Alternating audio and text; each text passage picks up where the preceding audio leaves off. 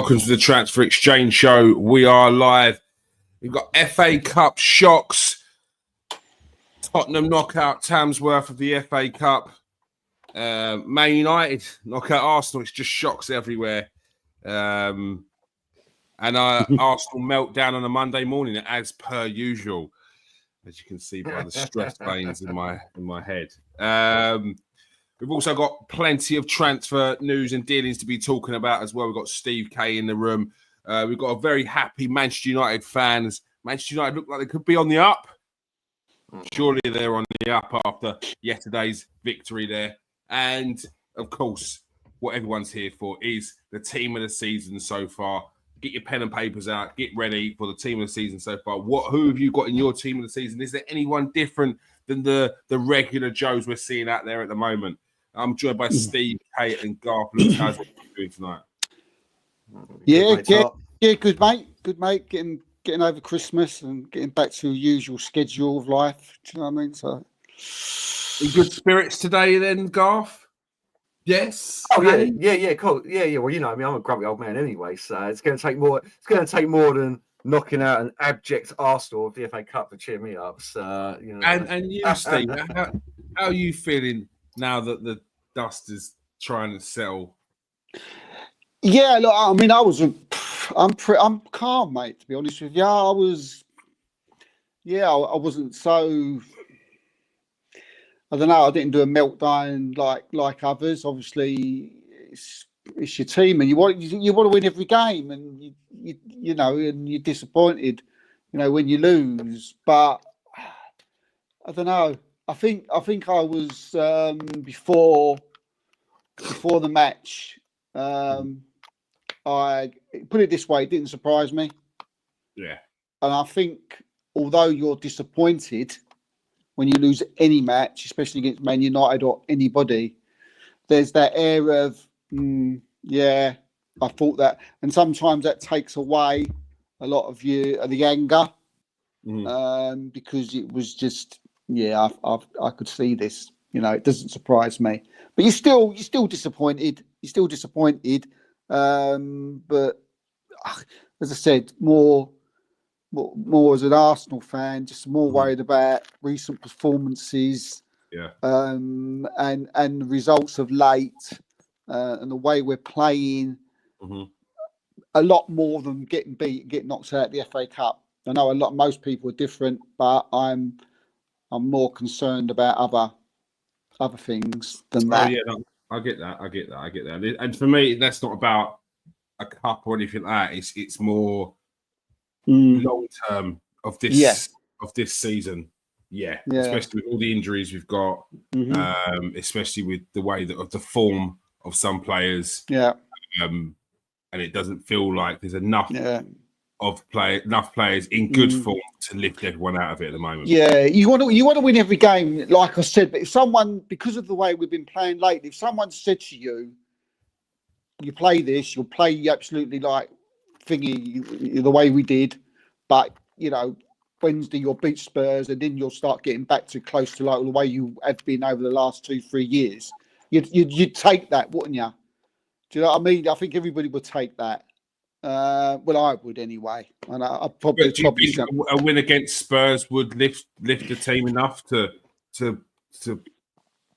propel them to finish off the season well. I think it depends on the Spurs' performance. Do you know what I mean? If we play Spurs and we struggle over the line and we just get over the line again and it's a 1-0 or could have gone either way, I think you won. We beat Spurs. It's, you know, you always want to beat Spurs. You know, North London derby.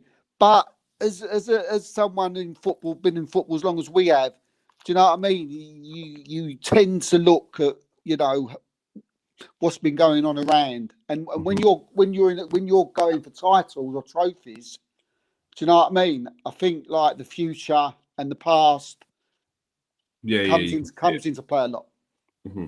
Yeah, no, I hear that. And Garth, yesterday's win, I know you say it was an abject Arsenal, but still, it's an Arsenal who are sitting second in the league, third in the Champions League. It's still a good win and a solid defensive performance yesterday for Man United. And And going forward in the end, towards the end, they were pushing to get that win, especially in extra time. Oh yeah, I was being sarcastic, obviously, mate. You weren't that bad. And if your boys could finish their dinner, we'd be having a different conversation right now. A very different conversation right now. So, but no, it's one game. Everyone got hyped after we beat Man City, and then we lost the next 5. So, like, I'm sorry, like, I'm not getting on a hype train about this at the moment. Obviously, I love the fact that we've knocked you out the FA Cup. I love the fact that it's pretty much condemned you to no trophy again this season because you're like, you know how I feel about Arsenal. So, yeah, it's a good game. Lovely goal from Bruno. But we didn't do much. Let's be fair about it, lads. You know what I mean? We defended for our lives. We cut a great saves from Brian Deere. Justice for you missing the penalty because that's one of the worst dives I've ever seen. Yeah, but apart from that, like, this is what I was trying to say. I mean, Steve said in the group, it's like he's saying, like, what about your performance? I'm like, I ain't got much to say about it, really. Like, dogged defensive display. A couple of bits and pieces look like they're clicking together a little bit more. It looks like the players are getting more comfortable with the formation, with the system, with the manager, with each other now in different positions. A very nice goal from us for Bruno to score a nice like counter-attack breakaway goal. Lovely. Garnacho actually making the correct decision for once, which is nice to see. So there's a lot of pluses there, but I need to see consistency, obviously. You know, I mean, like, I can't get too hyped about it when I've seen the bottom line is I know we're down to 10 men, and rightly so, because I don't know what Dallo was up to with that one. I've seen Man United fans trying. He didn't even touch him.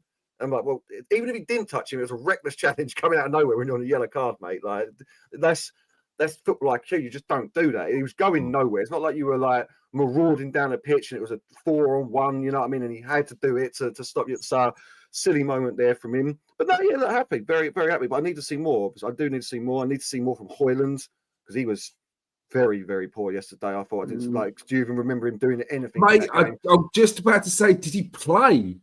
He held up the ball a couple of times. There was a couple of times where he held up the ball quite nicely, but yeah, did nothing. And I wasn't even taking the mick there. I genuinely don't remember him getting any of the ball.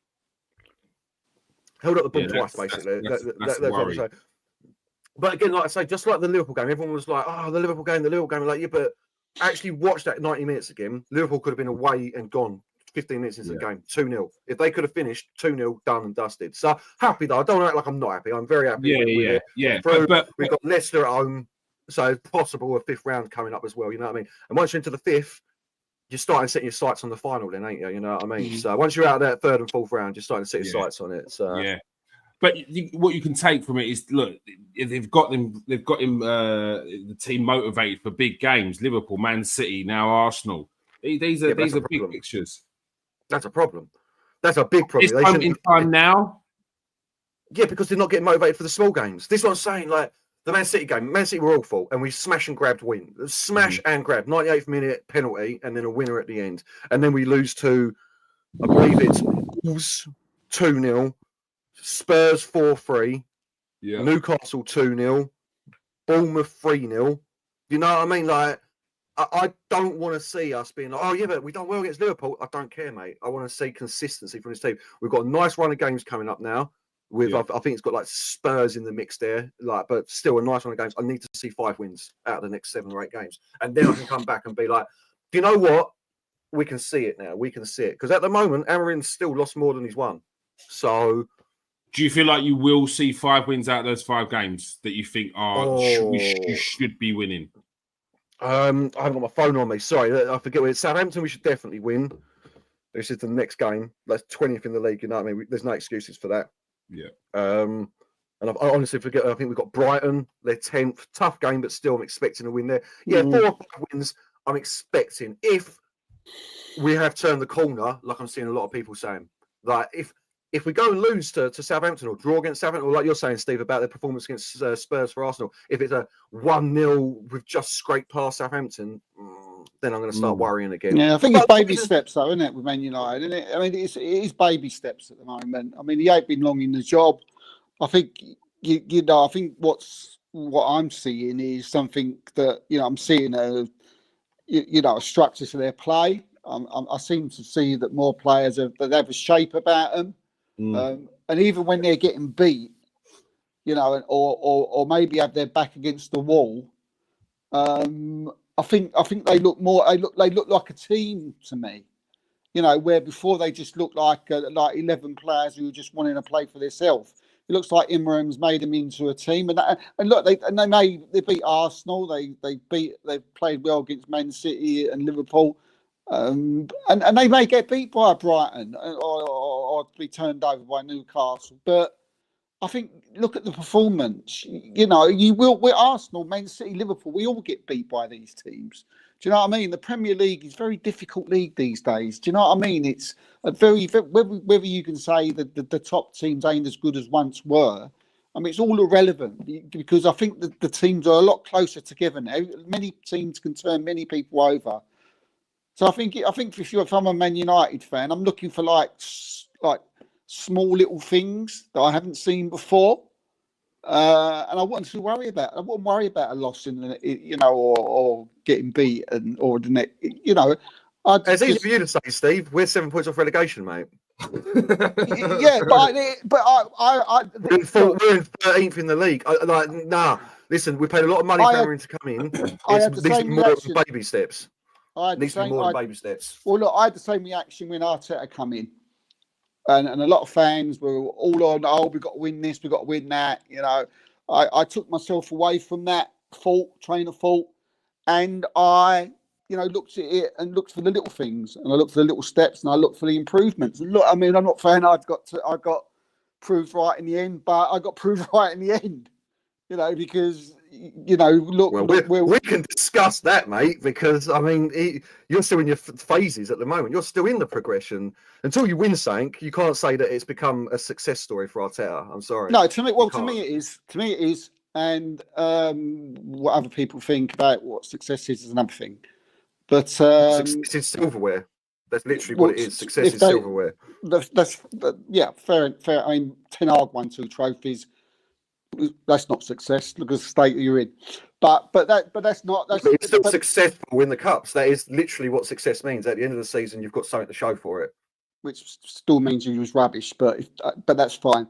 But what I'm saying is, the season, Steve, we finished 8th. The season before, third place, mate. Like, this is what I mean. Like, you want to dig out the fact that we won 2 trophies and finished 8th. That's fair enough. It was a poor performance in the league. I'm trying to pick your team up here. Don't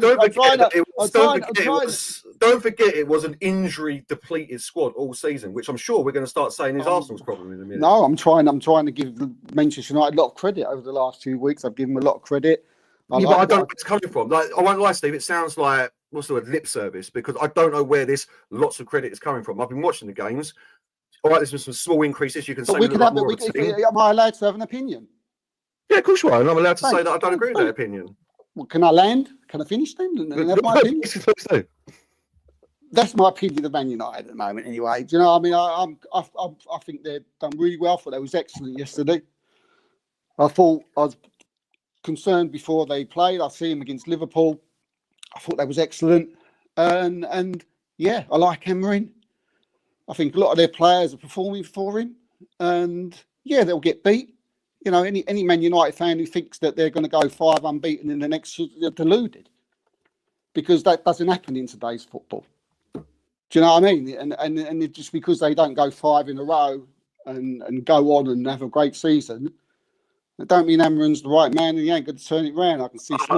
Yeah, I'm not saying that. I'm just like, there seems to be a lot of at the moment, like, it's, what's the word I'm looking for here? It's very, you're doing so well. I can't think of the word at the moment. You're doing so well. We're in 13th. He is not doing well at the moment. He has lost more than he's won. I said right at the beginning, baby steps. Did I not say baby steps right at the beginning? Little things that I'm just seeing and not getting carried away. And have I said Amarin's the next? Have I said Amarin's the Messiah? No. I'm not talking about you. Coming and talking about. Okay.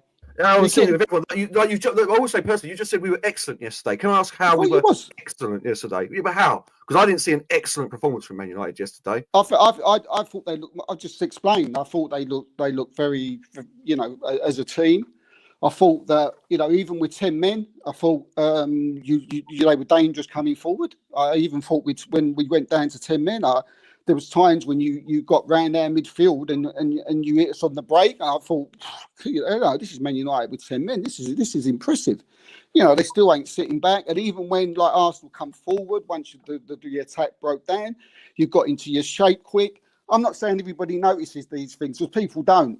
Do you know what I mean? But you got to look at how quick they get into shape. What way they set up, the control of the attacks when they break forward, when they try to hit Arsenal, when they had most of the play. Do you know what I mean? They were still switched on. Do you know what I mean? They were switched on to defence, but you could still tell that they was dangerous in attack, and there was a worry there, and there was a few chances, even when we was down to 10 men, that Man United had a couple of chances and could have scored.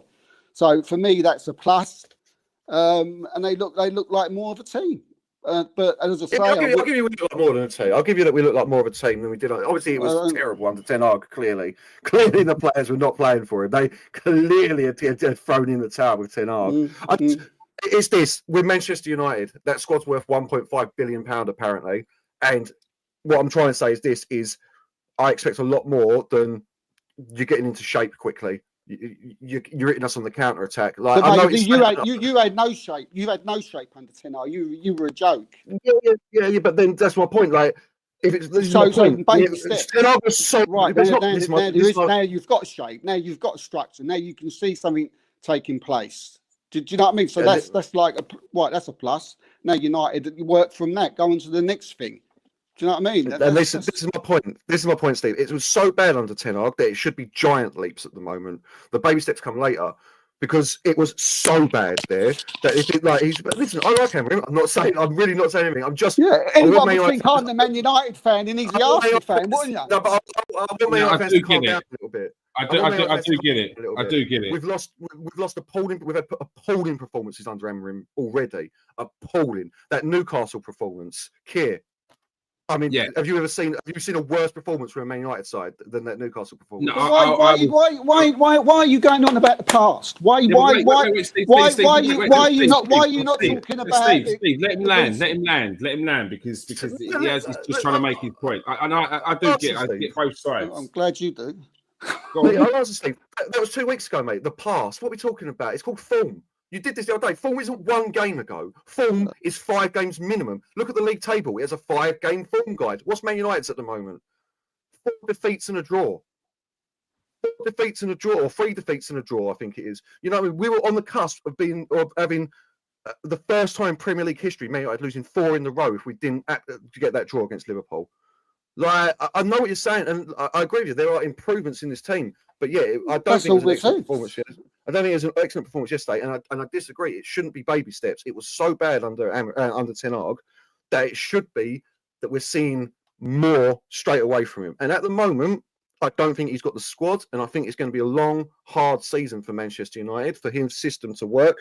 And as for the 5 in a row, I didn't say 5 in a row. Over those next games, if you look at what we've got, could you bring that again for us, Keir? But you said that. You did say, Garth, that he hasn't got the squad.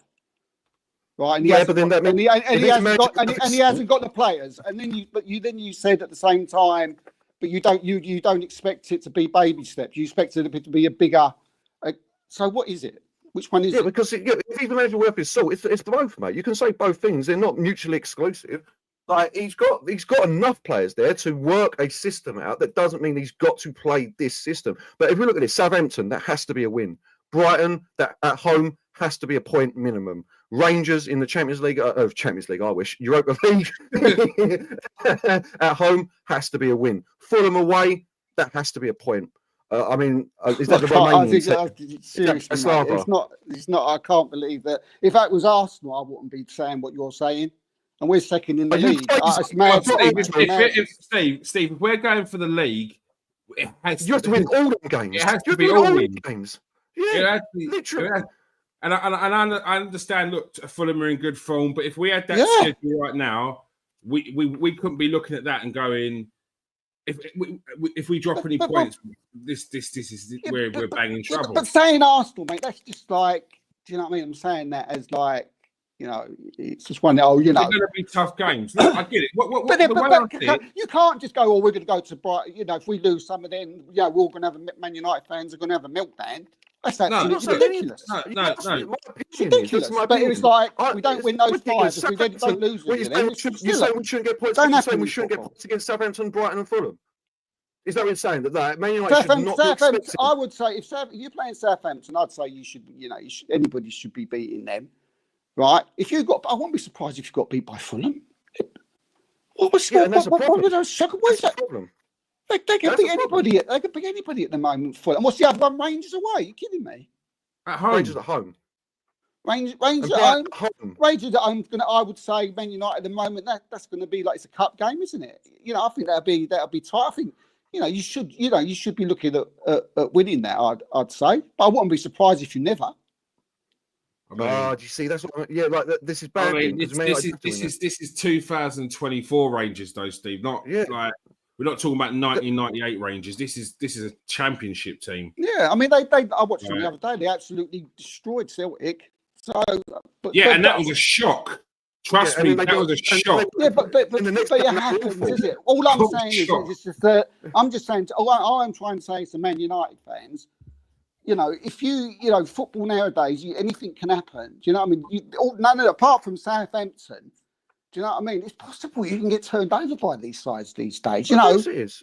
Yeah, it's not like unheard of. If you remember, you said 5 out of the last 7. 5 out of these 7, I'm expecting wins because we need those wins. And listen, if we don't get wins, I'm not saying Amarim's a rubbish manager. Get him out of the squad, but get him out of the team. But with the squad that he's got, which he's got players that don't work in his system, but he's still got a team full of internationals and very expensive internationals.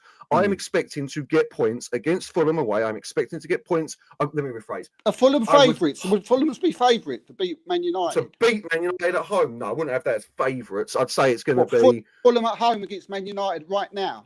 Listen, we're following the league at the moment. Like, are they like absolutely tearing it up or something? Because the way you're talking, I think they're 6 points off of fourth. So what? I think that is the most. So where are they in the league? Ninth. But ninth or eighth. So, ninth. So they're 4 places above us. How many points behind Fulham are we, Keir, if you've got the league up at the moment, mate? 7. They're playing We well have to win for that. them. They're We good have side. to win They're that. good. Yeah, they don't often lose at home. They don't lose at home. If Man United want to progress themselves up this league table, that is a game that they've got to look at and pinpoint and be like, it's going to be tough, but we've got to make sure we don't lose this game. You've got to lose. We've got to. We've got to get points. If we want to get up the league, we're 7 points behind them. Yeah, make sure we don't lose it. Yeah, as I said, a point. I think that's fair. I don't think that's a crazy mindset to have, if I'm honest. Like, to say that you're going to Fulham and we've got to at least get a point here. I don't think that's crazy talk. Like, look, Man United ain't in a great place this season, but if you're looking at, I liken it to a fat person losing weight. They should lose a lot of weight fast, quickly, and then it should get harder at the end. Like, I get what Garth's saying, and I get what Steve's saying. This is not going to be easy. A lot of the teams who usually you'll be thinking, okay, these are points, these are 3 points. They're the ones this season that they're actually doing decent, and the ones that, if you look at the table, it's upside down. You'd think it's all over the place. Yeah, I mean, Man United as a club. All those teams. Man United with their players. If all their players play to the ability that they can. They should win every single one of their games, but they're not. So based on recent form of the now, if someone says to me, "What do you think the score will be at Man United and Fulham?" Steve, I'm like, "Who boys? It home or away?" People say, well, "Fulham are at home." I'm like, "Oof, they don't lose at home, do they?" I think we've lost 1 at home this season. They've turned over some decent teams. Oh yeah. If my value bet would be going on Fulham because that would be the value because you'd think, yeah, that's a decent. So when people say we should be doing this, I just think people should don't like. You've got to take the context, Steve. You've got to take the context. You keep saying should. I'm saying if Man United are expecting to get up the table this season, then they've got to be pinpointing games like Fulham away. They've got to start getting points. So I'm not saying Southampton. Yeah, I'm not saying it's a guaranteed win, or I'm going to throw my toys out the pram if we lose. But this whole conversation started with yourself saying you're seeing great signs that Man United turning themselves around, and me saying, hold on a minute, we have been we can get ourselves up, for the Man Cities, the Arsenals, Yeah. the Liverpools. Our problem at the moment is when we come up against a Fulham, a team, I don't care what you say, no matter how well they're doing at the moment, they're 7 points above us. They're mid-table. They're a mid-table team. Mid-table. We have got to be getting points off them if we are realistically going to see ourselves enter the Conference League this season or finish in the top half. But as again, That is- again, I'm looking at Man United. Again, I'm trying to look at it from like a Man United fan's point of view. I'm not, right, and maybe I'm sort of basing it too much on when Arsenal were around in 8th and the 9th, and we were like really poor, and we would bant the club. Maybe it's You are something like that. because And if that's and Let me just say before you go on, I never looked. Man United's team is different to what Arsenal's. Much better squad. It's a much better So, squad, Steve. Yeah. I never looked, and I turned out being right when 80% of the fan base ended up being wrong. So I'm going off of my prediction then, and the way I looked at it then, and I'm going by that. I think I've already said that Man United mirror it a little bit, the way the sort of state Arsenal was in. So I just think that, you know, I'm sort of, you know, talking to Man United fans, and I'm saying, you know, you're doing all right. You've got a good manager. Players seem to be doing better. You've got a structure there. I've seen you play against Man City, Liverpool, and Arsenal, and you're looking decent. And you're looking decent for a team that was, you know, looked at a joke, to be honest with you. So, but let me ask you this: even if you're going off your 8th place finish, Kev, you still got the table up. How many points off 8th are we? This is what I'm saying. You're going don't off. take it literally. Don't take it literally, please. My point is for us to get. things But literally. listen to me, Steve. My point is to get to that position. I'm expecting take it points from these literally. teams. Stop taking it literally. My whole point has been from the start. You For us to be in the taking it top half. literally. You have to Oh know my what I God, mean. Steve. You are 9 points off of 8th. With 9 points to get into that position. I'm not just saying because you're saying about Arsenal being in 8th. That's where we need to be at the end of this season. We need to be in the top half of the table, 8th, 7th, like minimum, absolute minimum. And what we are that many points off. So if we're going to get there by the end of the season, then we've got to be pinpointing games like Fulham away as where we're going to take a point. It's a must-not-lose game. In fact, Man United have got basically, apart from, I think we've got you one more time, mate. It's on my birthday. We've got you. I think we've got Newcastle again, and Spurs. I think they're the only must not lose. Everything else is a must not lose. Now a point I will take definitely. Love a point at Fulham. I get what you're saying. I thought you was in the you know, you was just looking for improvement. You said to me once, Garth, that you were just looking for improvement this season, and you'd blank this season. You just wanted to see improvement. But now you're saying we need to get here, we need to get there. But that's fine. That's fine. That's fine, mate. That's fine, mate. Improvement would be 8 or better. That's improvement because that's where we finished last year. If that's your goal, then I understand it. Steve, what does the word improvement mean to you? Improvement would be 8th or better. We finished 8th last year under Ten Hag, so improvement this season would be 8th or better. Improvement would be better than just like looking.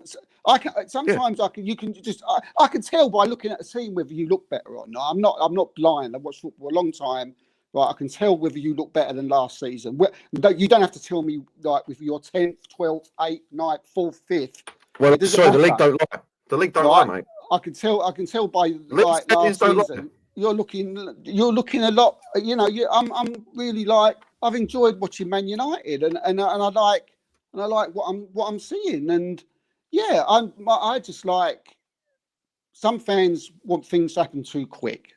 My advice is cool down. Don't just let it happen at his own speed. Well, he ain't got his own steps. speed. He's got a 2-year contract, mate. So he's got 2 years And to sort it that's what it out. boils down to. Because if he does, this is why it's kind of similar to Arsenal's, but not. Man United right now have got a better starting squad. Amorim's got a better starting squad than what Arteta had, and Man United can't afford to do 2 seasons in a row 8th. Like they really can't. Amorim, sorry. Can't really afford to do 2 seasons. But I think you've got to expect it. You've got to. I feel you still got. Yeah, to I know, expect but it. he's been given a 2-year deal, Steve, and if at the end of the second season, if Man United finish 8th, do you reckon he gets an extension on that deal, or do you reckon they start looking elsewhere? Well, if that's the case, then I don't. I mean, I look at it differently. Do you know what I mean? I think there's a lot to do at Man United to get back to challenging for titles and Champions Leagues, and it's not going to take 2 years, in my opinion. Oh, No, it's not. It's not. No one's ever said Champions Leagues, and no one's ever said that. Will have to be something which is way above what we've done in our second year of progression. It's just Man United are a different club than Arsenal. They You are. ain't getting 5 years, man, and that's not a dig at Arteta because you were in a worse state than us. They I are. think personally. I think the most comparable club in the league that's around us is Liverpool. They spend the same kind of thing. It's like an in-out system. That it's very much the model's been the same, similar to our people should be comparing us to what Liverpool are doing and how Liverpool do. Like not what Man City do when they spend upwards of whatever they could just spend 50 million and throw it down. And people comparing it to Arsenal with Real Madrid. It's not the same.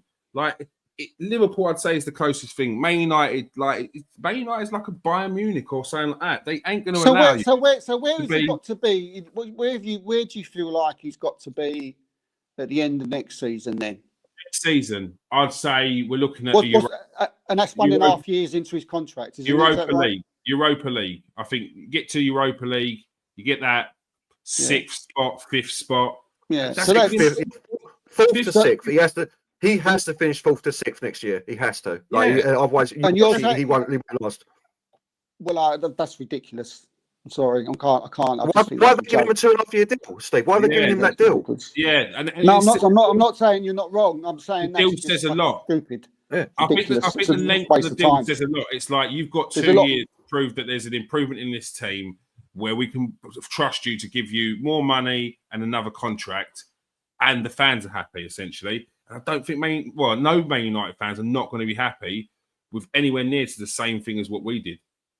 I think Man United fans would have kicked off in that 3rd season when he came 5th. I think they would have lost the plot, especially at how close we were to doing it as well. But you got to look at don't sort of like the way football is at the time. Obviously, makes a difference, which people see. Most fans, again, that's another thing that people don't take into consideration. Do you know what I mean? There's Arsenal, Liverpool, Man City, Chelsea are now coming back to the fore. Mm-hmm. Do you know what I mean? That's 4 teams. Do you know what I mean? Man United have got to get past those as well, and those 4 teams are also going to be strengthening, and the league's a lot harder. It's a lot tighter. Teams like Newcastle, the Brighton, the Bournemouths, the Fulhams are a lot better than they were, sort of like 5-10 years ago, those clubs. Do you know what I mean? They were like Pence, Aston Villa. Do you know what I mean? So to think that you're just going to have 1.5 years and Man United are going to be back when all these other teams... It's not. I'm not saying you're wrong, but I'm not saying they're wrong. I'm just saying I think Ineos will...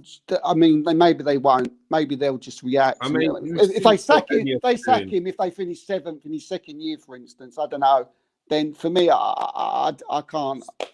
All I would say, Steve, is, look, do you remember that full 2nd season where we finished 8th? I aged. We had a different way of looking at it, mate. I don't think we did. We didn't. No, because we didn't. Because I'm especially considering towards the end of that season as well. Arsenal did really well. The start of the season was rough, and I'm not just talking about the football on the pitch that you're seeing. It's the whole fan base. It's everything. It drags you down. It's draining. It's draining. You got to break every time away from that. It's easy to say block it out, but you got to hear it first before you can block it out and shut up and do this. You got to hear it to say, shut up. It's draining. It's draining. This is why in season 3, 4, and 5 of the next episode of Arsenal, me and you are like, told you so. Have that up yours to all of you lot that said, get him out, get out. Like, this is why we feel so passionate about sticking by him and doing it, because we've been through the rough times and told you lot to shut up. And he's still here, and we're in a better place. But when you don't see that happening at Man United. We was in a different place then, though. We was in a different place. Now we're in a different place to what we was when everybody was on the fan base was doing their thing 2-3 years ago. Now we're in a different place than that. The Arsenal fan base, from what I'm hearing and the way people were telling me, are even worse now than they was then, and we could still win the title. So why listen to these people? What is the point in listening to people when we've got Nottingham Forest, Spurs this week, Liverpool away to Forest. Results go our way. We're 3 points off the Premier League. Why? How can these? Oh, mate, I can't. But Steve, you said it earlier. Yeah, I can't listen to these people who say these. If we come out of that Tottenham game, and it's a performance which is just scraped over the line, no matter how happy we will be at the time, depending on the Liverpool results, like even if the results went our way, if we scrape past Tottenham, there's going to be a bit inside of us, no matter how positive we are. That's like, how long is this going to last? Yeah, but that's the intelligent football fan. That's the intelligent football fan. That's what they do. That's what me and you would do.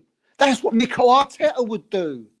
Yeah, if we scraped over the line, he'd be like, he'll come out in his press conference and he'll be saying, "Oh yeah, great, we were boys. Yeah, fantastic, we were brilliant. But he'll go in his office, he'll sit down and think, "Fucking hell, we was lucky there." Yeah, I need to get them on the page.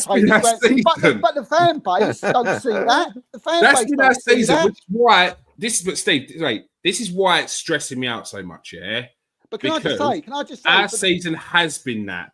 Our season has been brilliant win. Then it's been, oh god, that was yeah, but that's and we're still in a place, and we're still in a place now where we were last season.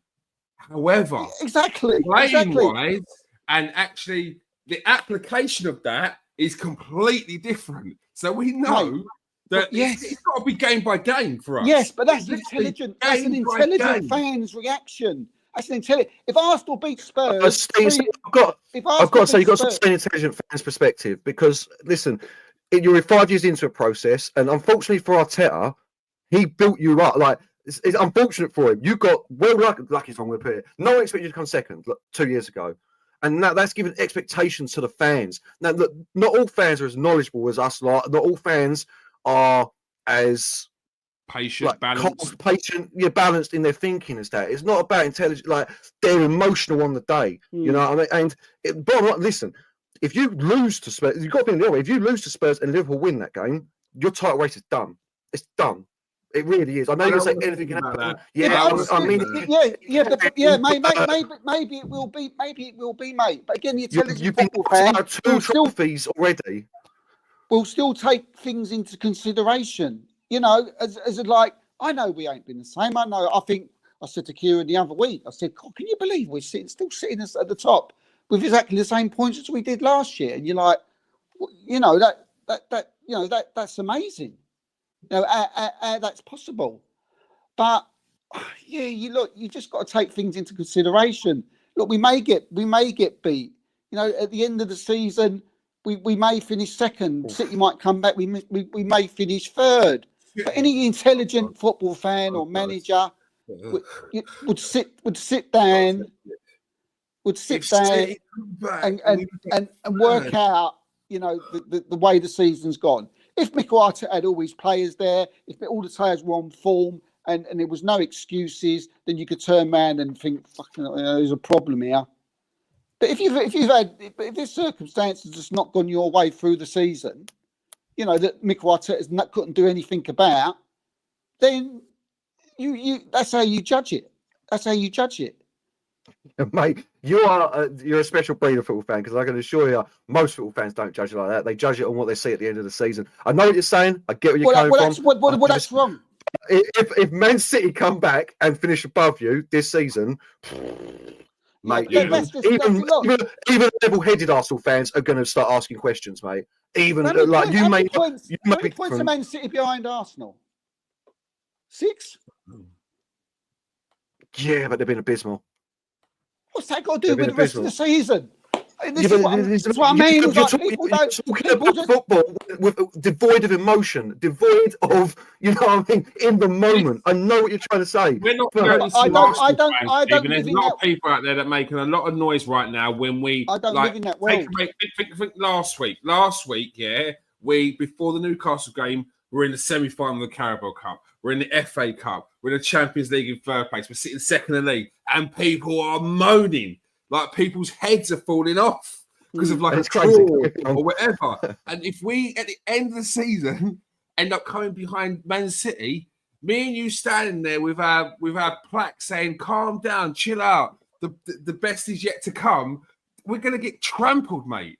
Who cares? Who cares? Because you and the most popular fans out there, they make more noise than us. They make more noise than us. But the balls do listen. Balls do listen, especially with Arsenal. But who cares? Who cares? But Steve, look, put it this way, yeah. Put it this way. I think. Look, I think what you're saying. I think it's just the fact. I mean, I really, you know, when I get like someone, a fan or whatever, and they explain something to me, right? If I don't agree with it, I think it's nonsense. I just dismiss it, and I'm like, you're talking out your ass. You know, I like to think I know my team and my club, and I know a bit about football. So if I think you're talking bollocks, then it won't bother me. I just like block you or just get rid of you or just dismiss it because at the end of the day, fans. Let me ask you this: if just say like hypothetical here, you finish third this season behind whoever, you have no trophy again. That's no progression. In fact, it's regression from last season. Are you still going to be sitting there saying, "Oh, you got to have a level head about this"? Like you got to look like what's happening. Like there's no progression there, mate. That's what I was saying to you the other day. The problem Arteta's got is what I was trying to say, and he's done fantastic. Anyone saying Arteta out is crazy. It's mental because who else is out there? No one. Like who's going to do a better job? Probably no one. But if he ends this season just in third or fourth with no trophy again, even level-headed fans are going to start having to ask, like, when are we going to get that next step? When are we going to take the next step and get over the line? And I don't think that's unfair for Arsenal fans to ask that question. I really don't. But it depends on. Sorry, but on top of that, I think that's also a question you've got to be asking to the board as well. You've got to be asking why were these transfers not done? Don't get me into that, mate. Don't get me into that. Steve, wait. Arteta wanted Sesko. Arteta wanted Williams. They couldn't get him in the summer.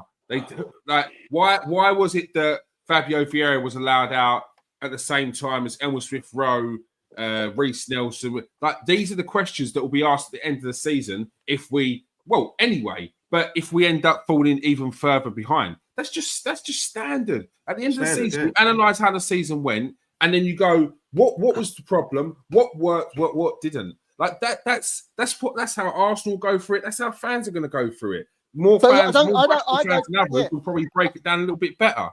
I don't care what other fans say. Let's get this personally. I really don't. I really don't give a damn. I've listened to Arsenal fans over the years, and believe me, that for me, unless they're in my circle, seriously, there's night and day. There's one certain part of Arsenal fans who I talk to, and then there's the other lot who seem to go to the games and do the podcasts and the channels. Both of them have two totally different ways of looking at things. I can tell you that now.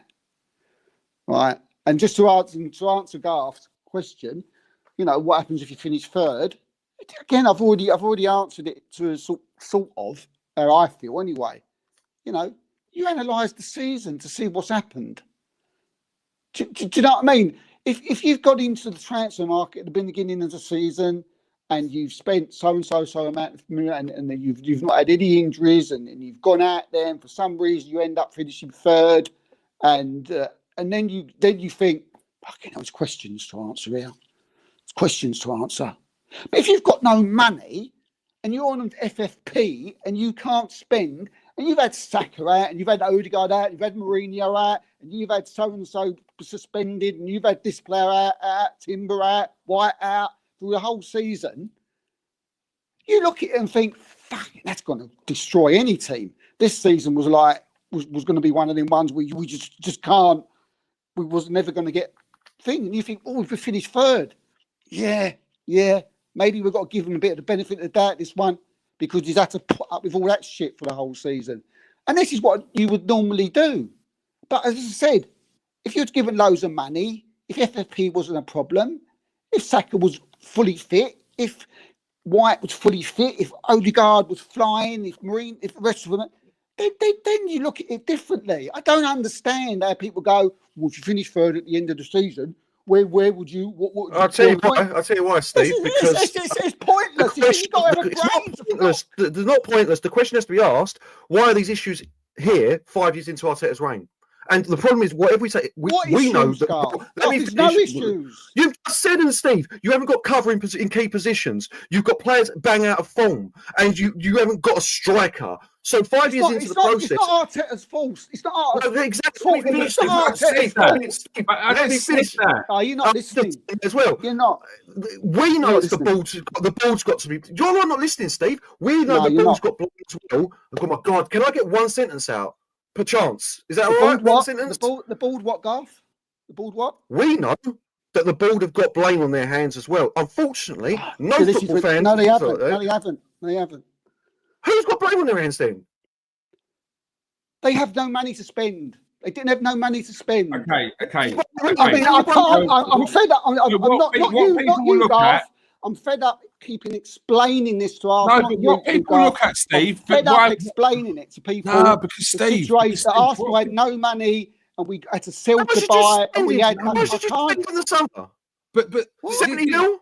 This is the problem. Look, the problem. I'm fed up explaining it. I can't. But what people look at, because what it feels like, Steve, it feels like you're absolving Arsenal of any responsibility of not having the money that they should have.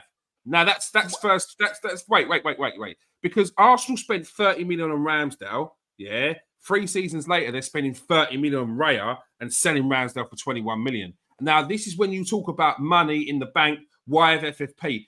These are the things you can point to. It's not because we had Arsenal don't have money because they're spending money in the wrong way. Like it's things like that. If you're buying a player for 30 million and 2 seasons later you're selling for 21 and buying a replacement in that position for the same amount of money, there's a problem there. There's an issue. The reason why we got no money is because in 22-23 we spent a hell of a lot of money. We bought Jesus, we bought Zinchenko, we bought White, and they were needed. They were needed. Wasn't poor buys, right? It wasn't poor buys. They was players that Arsenal had to buy to get to the next level, right?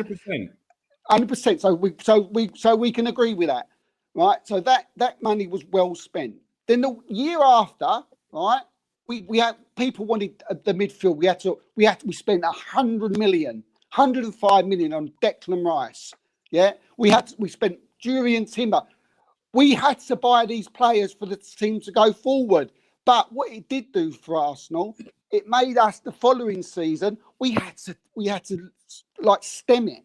We had to calm it, which led us to meaning we had to sell to buy. Right? It didn't leave us totally skip. We had to sell to buy. It's as simple as that. And it's not. And if you ask any of the top journalists, Ornstein, anybody, they will tell you exactly the same thing as what I did. So how is that Arteta's fault? How is that the board's fault? You say ask any journalist, Steve, but I saw a tweet. I'm pretty sure it was from Duncan Castles. Explain it to me. Let me finish. My God, can I have one sentence, Steve? I saw a tweet, and I'm pretty sure it's from Duncan Castle, saying that Arsenal have got money to spend.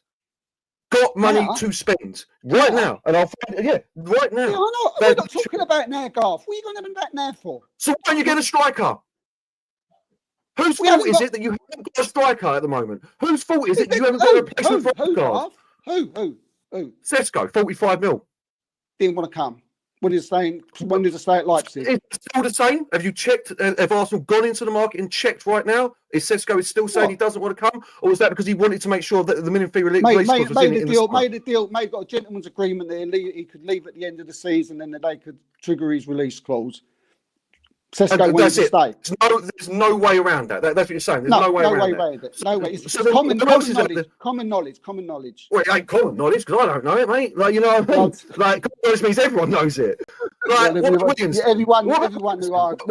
Is Williams is saying he ain't coming. I ain't coming until the summer. Williams is exactly the same. Because it's very convenient that you've got all these excuses for why Arsenal are in the position with the squad that they've got at the moment. Excuses. What do you mean, Williams? They want Williams. They want to buy Williams because of the FFP and what they've done and what I can't explain. They can't afford his wages in January. And probably Atletico don't want to sell in January. They don't want to sell a player of that quality. So who's next? Who do you want to go to next? He's got a minimum fee release clause, Steve. So it doesn't matter what Atletico want to do. He's got a minimum fee release clause. Nico Williams has got a 48 million pound release clause.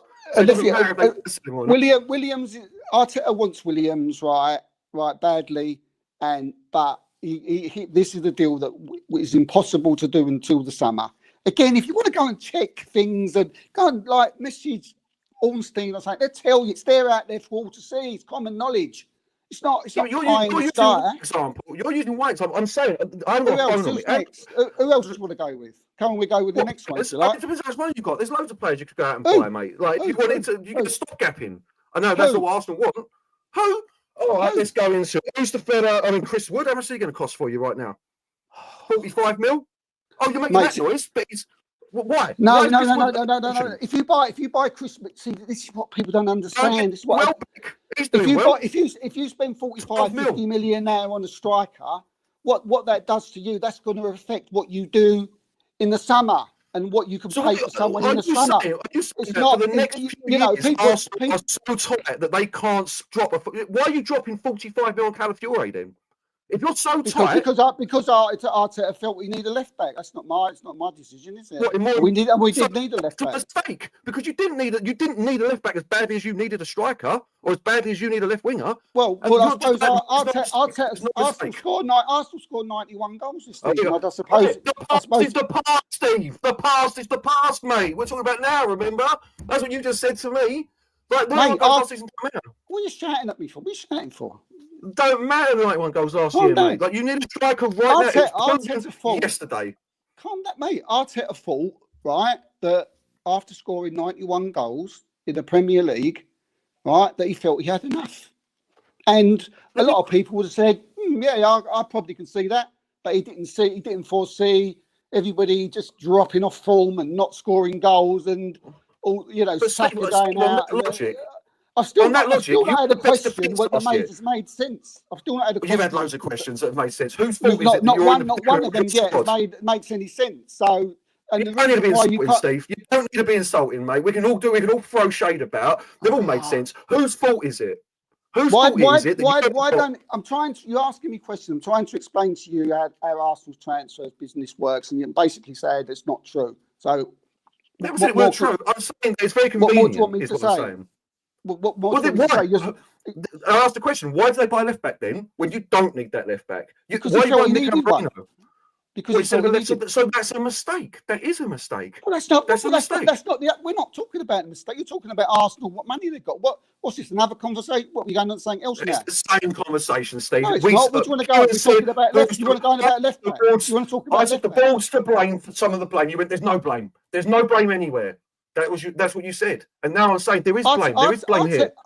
No, if you're talking about Calafiori and a left back, that's not the board, is it? That's Arteta saying we need a left back, going to the board and saying, I think we need this. Can we have the money? Do you know what I mean? Kroenke, what do you think? Kroenke is an expert in football, saying that's why he employs people. So Arteta's to blame for not bringing in a striker then? If you can say that he's not, but again, it's like I get fed up with people saying to me, Arsenal should have gone and got him. You should buy him now. You should get him now. No one's ever made any sense. None of these strikers make any sense that Arsenal can go and buy. And when you explain it to them logically and because of the way that things have panned out, and it still doesn't go in. It still doesn't. What about Osimhen on loan? What? Osimhen on loan. He's gone Galatasaray. You telling me you couldn't have hijacked that deal? You like? He didn't. Well, obviously he didn't want him. He didn't want Osimhen. Osimhen was never an option to Arsenal. So what? Is it just one? This is what the bit I don't understand. Maybe you can explain. There's just one option. That's it. There's just one option that Arsenal are after, and it doesn't matter. But it doesn't matter that you're going to go into the season without a recognised centre forward for the third season in a row. Because there's only one option out there. No. He tried to get Sesko in the summer. He wanted Sesko. He tried to sign him. And again, doesn't this prove it? His release clause is 48 million euro. So he was the one they had to go and get. doesn't that tell people like how much money we got? Do you know what I mean? It's like that was him. He was their main target. Lloris was the other one, but his release clause was close to 100 million. Again, Yeah, it's like 86, isn't it? Arsenal ain't got 100. Arsenal ain't got 100 million. Do you know Arsenal ain't got this money? I keep hearing people, he should have done this, he should have bought him. You Why did spend in the summer, Steve. You did spend. Well, Mourinho was 37 million, wasn't he? yeah, but we've already had this conversation. And you spent the money on Raya as well. Obviously, Yeah. there's the 30 mil for Raya and nearly 50 mil for Calafiore. Yeah, so there was money to. We need a left back. We ain't got a left back, Garth. We need a left back. We ain't got I one. thought Timber was going to. You two told me Timber was going to play left back. Well, I don't know. Maybe I don't know what Calafiore was. I don't know if he was a backup. Do you know? I don't know what he was. But whatever the situation, Arsenal needed some kind of strengthening defence, someone to play left back, straight. And Calafiore at the time, you know, I mean, he still might turn out to be an excellent buy. Mourinho was someone we needed in that position. I mean, he didn't cost a lot. I think he was saying around 28. And after that, we had to bring in Sterling on loan. Why? Because we've got no money. Because we've got no money. It's fair. Look, I know what you're saying, but there was still to act like there's no question to be asked why Arsenal have not had a recognised striker for 3 years. I'm sorry, there is. But that has to be. Whose fault is that? But I've not. Isaac, no. Gorickis, no. Sesko, no. Right? I don't. It's not your question to answer, though, Steve. They haven't got the money, Kieran. They haven't got the money. I know. Yeah. I mean, please. I mean, I know. I hear they've not got the money. I can't emphasise any more that they've not got the money. I've literally had people early on today, telling me why ain't they bought? No matter what I say, do you know what I mean? I've had conversations with, you know, who I speak to. He would tell you exactly the same. This is where I get it from them. You know, I learn from people who 100% know these things. And to be honest with you, it's not rocket science. You only have to go look over the past few years. It's not hard to work out. You know, it's just the way things are nowadays. And the thing is, you can't just go and buy anybody, because if you're looking for in the summer to buy your main guy, if you bring in any old body in January, then that's going to, you know, mess up whoever you want to bring in the summer. Yeah, look, I'm not rocket science. It really ain't. I'm not in the camp of just bringing a body. I'm not. But is there a deal that they could do for a loan signing in this window that can get through to the end of the season? But who, mate? Who are we talking about? I mean, if you could tell me who, I can give you an answer. I've not even heard any players linked. Yeah, mate. You're an intelligent Arsenal fan who knows. I don't know if it's about that. I can see that there's been no players that of anything. There's been no players linked. It's like loans. No players linked for like short term deals. We're going to transfers in a second. But because there ain't anybody. There's not been anyone except for the Vlahovic one. How interested Arsenal are in that deal, I don't know. Yeah. To see Vlahovic is someone who Arsenal could get, but Juventus. The reason why Juventus want to sell Vlahovic is because they're skint and they need money desperately. So, but Arsenal go and see if they can get him on loan. Don't that tell anybody? Even if you anybody didn't know about transfers, don't that tell you something? Don't that tell you something? I know what you're saying. There's no money, Steve. I know what you're saying about no money. But that's right now.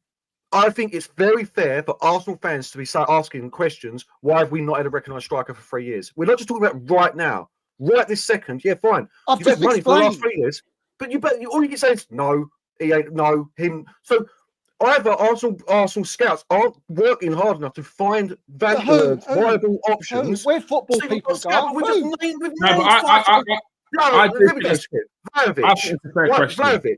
Yeah, Vlahovic. There you go. There's one. Gyökeres. You could sign Gyökeres instead of going and spending 65 million on Havertz.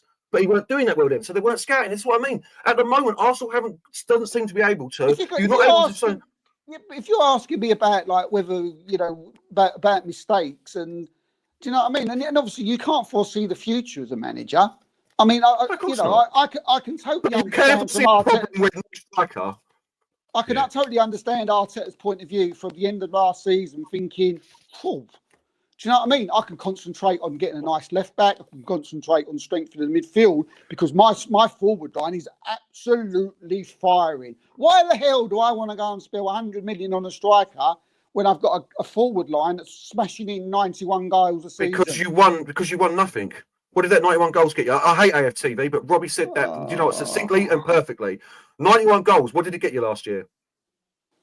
Lost the league by 2 points, Garth. Please don't. Please. But you still look exactly. So guess what? Guess what? 20 goal season striker. Guess what? 20 goal season striker would have done, Steve. We could have. Russ. I can't. We're not Tottenham, Russ. We're not Tottenham. We're not going to go. And I can't. This is the one I can't do. One kick of a football, one penalty that was missed. This is the one I can't deal with. The Ivan Toney thing. Like the guy had 8 months out through a ban. He then played 6 months in the Premier League, scored 4 goals, and he spent the next 8 months in Saudi Arabia playing football. Who are we talking about now? Ivan Toney. Someone, you were close as well, weren't it? Arteta didn't like him, did he? And that's fair enough. Like, you had the meetings, and his attitude stunk in it, from what I've understood from that one. Yeah. So, but listen, I can't. I mean, it's just that I'm not saying mistakes wasn't made, or in hindsight, we could have said, we could have did that and did that. At the time, nobody was really questioning. No, why we didn't believe this? Nobody. What? Yeah, they were. Steve, come on, don't. For 2.5 years, Arsenal fans have been saying we need a striker. Questions at the end. You say hindsight, yeah, but okay. So it's fair for at the end of the season for people to ask those questions. Like, I'm not against people asking these questions. It's the people that are jumping into Arteta out who I want to. Which is ludicrous. Ludicrous. Yeah, but my point is the questions that they're asking regarding why didn't we do this, why didn't we do that, I've tried to explain why. Yeah, and our transfer strategy since 2000. Explain it, mate. It's not your job to explain it. It's not. It's not upon you to explain when Arsenal fans at the end of the season asking questions of whatever to the board. It is not your job to then stand there and answer them. It's not. No, I mean, I don't plan to. I'm just trying to explain to us. Do you know what I mean? I don't really care. Most Arsenal fans are thick, right? So I understand that, right? So I can't. I'm never going to be able to sit down in a room with all these people and say, look, this is how it does. In 2022. Right, we bought Jesus, Zinchenko, we bought Ramsdale and Wyatt and all these people because we wanted to get to the Champions League. And we did that. We spent tons of money, right? Whoa, Cronkies are great, aren't they? Brilliant. And a year after, we bought Rice and Timber to take us to the next level. Oh, we nearly got there. But it was great, wasn't it? And then when we get to this season, when we haven't got the money and we're a bit skint and we're struggling a little bit, and then the Arsenal fans, why are we buy a striker? When it's plain to see why we didn't buy one, but it's only because now we're in a bit of a situation where we ain't playing well. Hence, we're second in the league still and third in the Champions League. And I just don't get. I don't get it. I don't get why people would think he's under pressure. I don't. Why people think he's to blame? Why is he to blame? It's because the media the media right now are doing a run and jump at him, Steve. Yeah. Like you saw that the other day about the ball, the most pointless outrage ever. They tried to paint Mikel Arteta that he made an excuse about the loss with the football, which he didn't. It was totally it was totally unfair. But this is how it starts. It was totally unfair. It was blown out of proportion. And all the people that jumped on it, fools. All the Arsenal content creators that jumped on it, and without even checking, fools.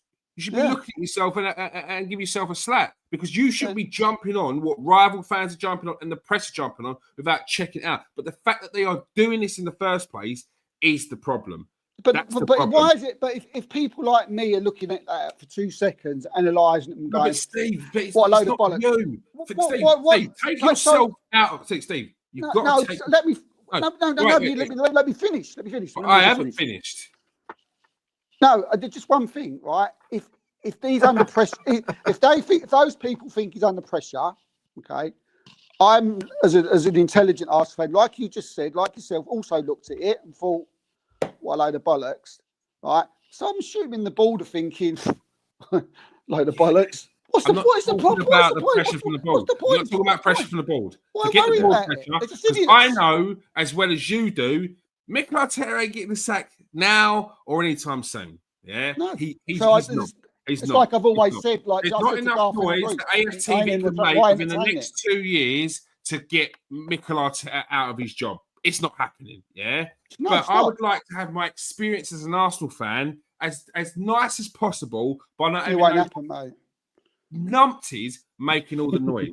It won't happen. It's never going to stop. The pressure builds, from people are all going to talk because people are trying to get rich quick at the moment, But it's the press that are the problem, the media, the main media. There's a lot of outlets out there as well that have got 100,000, 500k followers, They are waiting for a meltdown from Arsenal to pull back all the people that were there before and throw them on their page so they can get engagement. This is where it starts. It's now up for Arsenal to get the results, to get a trophy in the bag, to shut everyone up. And then no one's going to say anything. This is why we're saying, this is why we're saying, if Arsenal win a trophy, it alleviates the stress and the pressure for at least a season. It does. It massively does. It does. If Arsenal beat Spurs, it does. Do you know those fans? You know those fans we're talking about who are like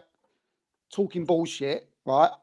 We call them out, the idiots off of Arsenal Fan TV. I guarantee you, we beat Spurs on Wednesday.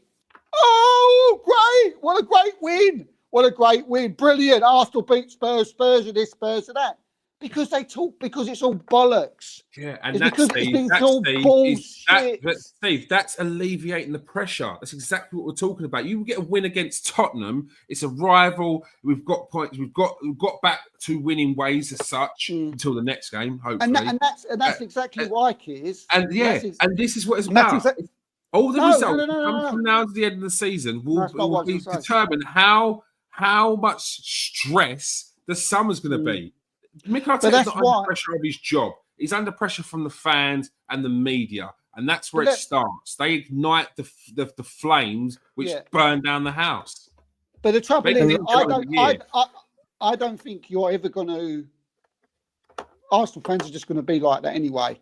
If these Arsenal fans are like the way they are now, when we're on the verge of the knockout, third in Europe's elite at the moment in the table, and second in the Premier League, if the Arsenal fans are like the way they are now, then they're just going to be, what is the point? What is the point in listening to them?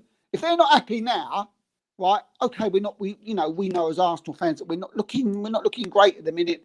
Things need to improve, players need to improve, so we need players back from injured. But if they're not happy now with the way we are, where the club is, what is the point? When are they ever going to be happy? What is the point in worrying about them? I will say that. What do you mean? What's the point in worrying about them? You're both sort of acting like it ain't these fans that got Arsene Wenger sacked. Like the board does listen to these fans in the end. Yeah, they went on. So they went on for 5 years. My point is, it took a while. They never sacked him, did they? It took a while. They took about 5 years. They was going, Wenger's done, and it got worse. Progressively worse. It's still the fans, man. Like the fans. Listen, I disagree with you. He's not going to get sacked this season, but if he wins nothing this year and at the end of next season you're potless again, I'd be very interested to have this conversation again, lads, and see where we're at. Way off, because mate. No chance in a million years. Because if it's true that he's the second highest paid manager in world football, then 7 years without a trophy is unacceptable for any club, period. And if you're saying that that's wrong, then your ambitions aren't high enough. they're not. Mate, I don't care about progression. Like if you're 7 seasons and he would have got to about, let's face it, will be on about 900 mil, £1 billion spent by then. If he wins nothing this year and nothing next year, to act like he won't be under pressure, his job won't be under pressure. I'm sorry, we none of us got looking glasses, but I will mark this down.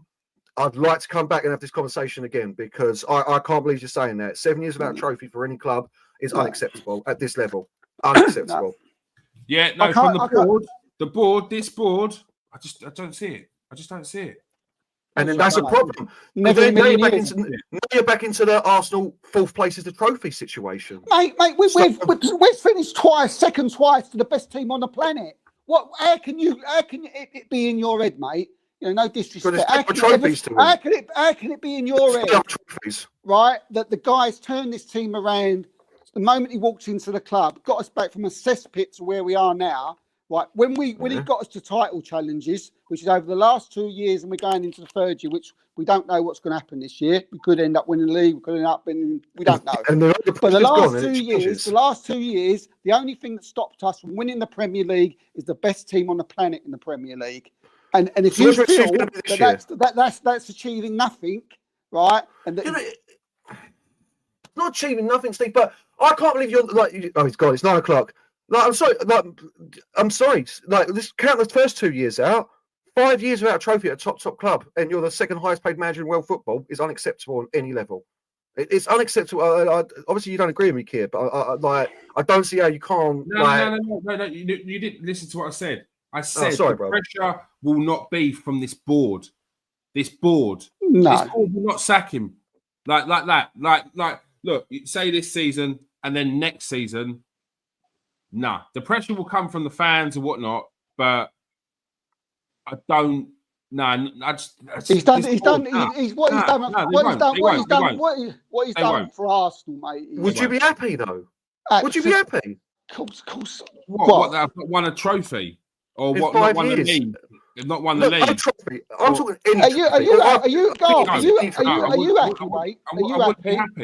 Are you happy that you won the League Cup and the FA Cup? Are you happy? Situation. Yeah, stay. Steve. Put it from I wouldn't want to be where you are. We've had this conversation before. There's nothing better than winning a cup at Wembley. I wouldn't want to be where you are. You can stick. You can have your cups. But Steve. Okay, we're not going to do zero again. Put this way: if Arsenal haven't won anything this season, okay, next season, are you not saying, all right, we need to start winning trophies now? I want to win trophies last year, the year before, next year, this year. Okay, so that's the point. But you got to use your nod. Do you know what I mean? What's the nod? Okay, what's the nod? We're getting a striker next season. We're getting our striker in the summer. We're getting the reinforcements that we want, the left winger and the striker. And we don't win anything next season. Are you not looking at this situation going, we need to win a trophy? What's going on? Yeah, I mean, I believe if we did do that, yeah, I mean, we'd probably be favourites to win the league, wouldn't we? Do you know what I mean? The way things are going. Yeah, but favourites don't mean anything. I'd rather not be favourites than not win anything. I'm not saying, but as I said, like, winning trophies don't mean you're a good team. No, but from where we are, Steve, forget about anyone else. We are currently the team that's sitting in second spot. We come second 2 seasons in a row. From where we are, we're not looking at Man United. We are, where we've been nearly runs a few times now. Boom. Yeah, we've got to start winning that now. Yeah, we get to the next step. We've got to start winning it now. Yeah, boom. I'm not even talking about the league. I'm not even saying. I think I'm entitled to me. We want to win the league. That's what we want. That's our aim.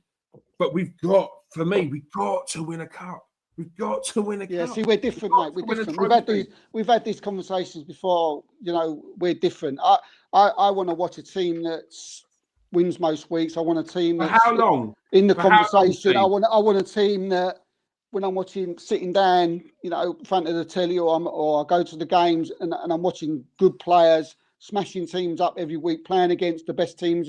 That's what football is all about.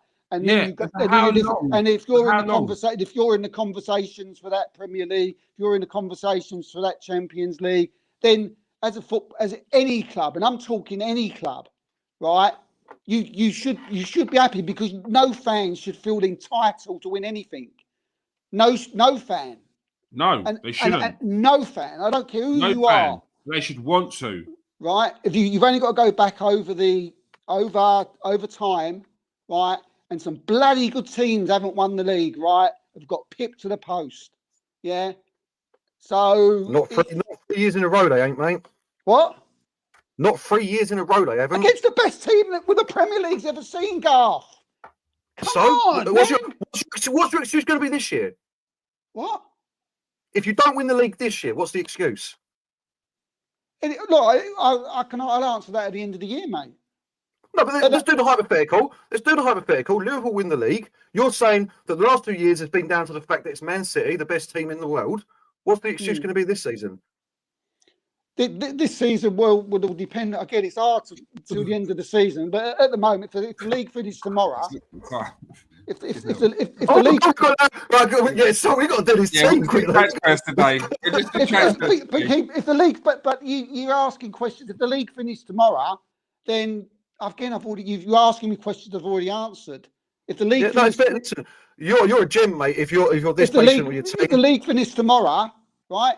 You analyse why you've lost the league. Should you have won the league? Was there reasons? Did things go against you? And then you think, okay, yeah, if the Sackers was fit, Odegaard was fit, White was fit, and everybody was firing, and you think, we're playing really fucking well here, but we're losing games, and you think, shit, I'll tell you, what's going on here, mate? But we're not. We've got injuries left, right, and centre. Players are off form. I agree entirely. The mark of a good manager is being able to win games when it's all going against you. Like, I'm sorry, any manager can win when everything's in your favour. Like, no, that's a poor excuse, mate. Any manager can win when they've got their everything. The mark of a great manager and a winning manager is getting your team over the line. Like, I've seen some of the teams Fergie won the league with, where you got 4 centre backs playing in midfield and stuff. No, I'm sorry, mate. No, Pep not a good manager then. Pep not a good manager. Well, he's won 6 of the last 7 league titles. So no, we're talking about this season, mate. He's talking about. Well, we'll see, won't we? Because he's about to spend 200 million in the transfer window to so is he a bad manager when he won one, only won 1 in 13 games because of players that are out and injured and stuff? Is he a bad manager? No, that's the first time it's happened. I mean, Steve, you're using one example. No, he's had a bad little time right now. You're using Arteta as an example. Usually, Pep Guardiola has been able to get his team over the line with injuries. He got his team over the line last year without De Bruyne for half the season. Without De Bruyne for half the season. De Bruyne played 18 games for Man City last season and he won the league. So, yeah, Pep's done it. So don't be using Pep as an example just because he's had a bad run 13 games. He has done it already, Steve. He has got his team over the line when it's been bad. So no, I mean, I don't know. Look, I don't know. I think anybody who's lost the players at Arsenal are going to struggle. I don't think Liverpool would be there where they are if Van Dijk and Salah was out. And I don't think Man City would be doing what they're doing if Rodri and Haaland was out. If you think, Rodri if you think different, Rodri and KDB. But what you're saying is, according, if Arsenal and Man City were flying and Salah went injured, then so and so should be still good enough to go and win their managers, according to that train of thought. 100%, because Liverpool, which is ridiculous. Gareth Price, not ridiculous. Liverpool, like, if Arne Slot is a quality top manager, he's not relying on Salah to win in the league. Now, obviously, Salah is irreplaceable, but he has got options in that team. Yeah, if Liverpool lose Salah, yeah, exactly, Garth. If Liverpool lose Salah, that geezer's a clutch. He's clutch. That geezer's you're not. It's not like they haven't got options, man. No, they have got options. They have got options, and Liverpool will try and make out they've got a smaller squad than Burnley, but they haven't. They've got a very strong squad. They've got a lot of good quality. But if put it this way, if Salah went out tomorrow, I'm like, okay, my chance of winning. I'll be rubbing your hands at an injury. But kids, if Salah went out injured tomorrow, will you be thinking, hold on a minute? I'll be like, it's unfortunate. Yeah, of course you would. Yeah, but you wouldn't, because you've just said that your team's depleted through injury as well. You've got no Saka. No, Given us Saka to the end of April. So listen, I just disagree with that statement. I think that the mark of a great manager is when things are in the dumps. That's when you see him do something a little bit different. Like this was Ten Hag's problem. Like he done all right in the first season, and then as soon as he hit a bit of trial and tribulation in the second season with injuries, it all fell apart. And he couldn't do it. He had no plan B. He had nothing. For me, the mark of the greats is being able to do it when you're playing John O'Shea and Wes Brown in centre midfield. Garth, Mikel Arteta ain't a great mate, is he? Do you know what I mean? He's a very good. You're trying to compare Mikel Arteta with Sir Alex and Pep. No, we've got Mikel Arteta who's been a manager for 5 years, mate. Do you know what I mean? You've got to calm down. Hey, mate, we beat Tottenham without Martin Odegaard. That's impressive. That is impressive. Yeah. We do need to move on. Because let's do the player of the year. The Arsenal show for you, lads. I can't believe it. Literally, it's about me. I just want to end this show. I just want to end this segment tonight. I just hope that people could understand Arsenal's financial thing and what they've had to way things have worked out since 2022 and why they are in the situation. I think the best bet is for any Arsenal fans that are quite aggrieved at where Arsenal are right now. I'm not happy with Arsenal right now. Hibernate, come back around August 25th.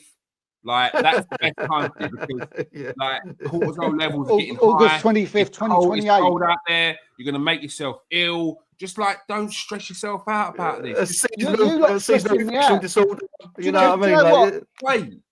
I'm the type of fan who just is just so chilled, and you wind me up. Chilled? Has anyone watched the last hour and a half of the show? It's because you're questioning me. There's zero chill between the three of us. I'm the most chilled out of both of you, than a lot of us.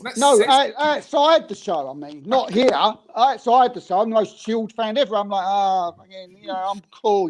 Just watch the game. Because it's just the way I am. Easy breezy. All right. Let's get on to the fun side of things. We're going to have to postpone the team of the year. Just bash it out quick. Don't do transfers. All right. Quick, because I don't want to do another 40 minutes. No. All right. I've got to go and pick the missus up at 10 o'clock anyway. So. Give me a second. Let me pull up the team sheet. Okay, here we go. Like bloody Man United fan, they're players in it, that's for sure. It certainly better not be.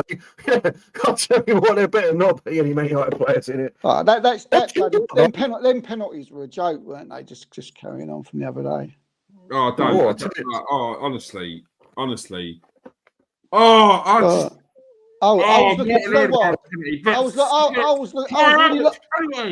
I actually sat down. It was so bad. It was so powerful. I actually sat down and I was looking forward to it, and it was just so nothing. I mean, it was meant to be a fucking shooter. Wingers! Like a Western. Funny cracker. Western. Fucking wingers! You wingers!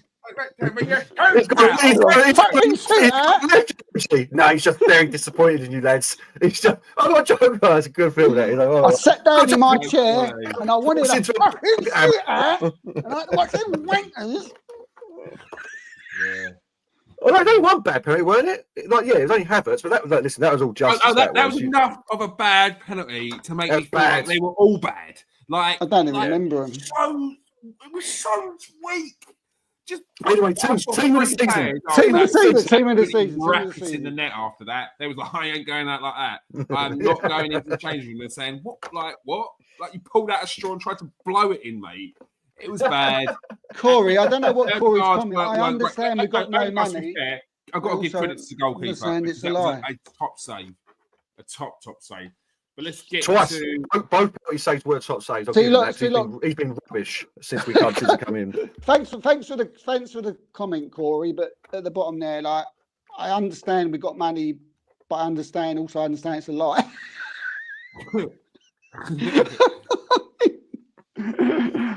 Thanks for Sorry, the comment, mate. Steve, I put my burner account away, mate. I'm sorry, fella. I just had to throw it in there. You know? It's what I mean. I just can't. Well, you know, right. you're fraud. Let's get to this. This is the fun bit. 4-3-3. I've done a 2-5-2-1, mate. What's all that about? Come on. Oh yeah, no, I've done the old 2-1-2-2, left-sided 1, no, left-sided 0, right-sided 2. Right, I've still managed. One advanced right winger and a right winger. I'm going to get that now. The advanced right winger is Salah, and the winger, the actual winger, is Saka. If you stay tuned for the most unusual team of the season. I mean this honestly in the nicest way possible. Yeah, you got 10 minutes, all right? 10 minutes. I was about to say. You got 10 minutes. Goalkeeper, Steve. Goalkeeper. No honourable mentions. It's just your player. Yeah. No honourable mentions. What's the point? What's the point? No substitutes. No manager.